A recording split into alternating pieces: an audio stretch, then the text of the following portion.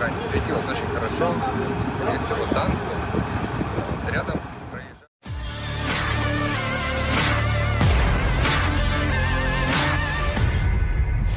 Rekaman penghancuran nasionalis Ukraina di wilayah Artemovsk melalui pilot Ka-52 ramai beredar di media sosial Telegram pada Selasa 16 Mei 2023. Rusia mencapai target dengan peluru kendali. Operator navigator mencatat bahwa peralatan musuh terlihat besar sehingga mudah untuk melihatnya di pencitraan thermal. Dan hasilnya seperti yang terlihat dalam rekaman. Semua target berhasil dihancurkan. Insiden ini menambah daftar panjang kerugian yang dialami militer Ukraina. Sejauh ini selama invasi berlangsung, Rusia melaporkan 425 pesawat Ukraina, 233 helikopter dan 4.156 UAV serta sistem rudal anti pesawat dieliminir oleh pasukan Vladimir Putin. Sementara itu dari kubu Kiev, Kementerian Pertahanan Ukraina melaporkan 580 tentara Rusia dieliminir dalam sehari terakhir.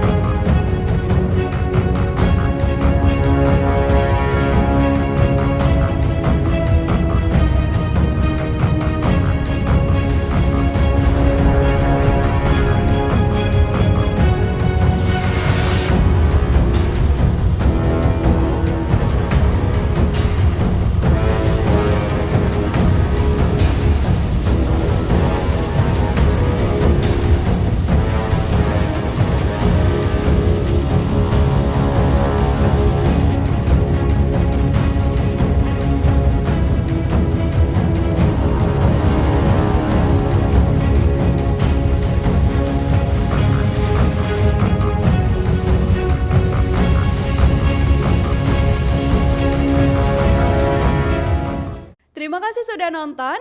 Jangan lupa like, subscribe, dan share ya.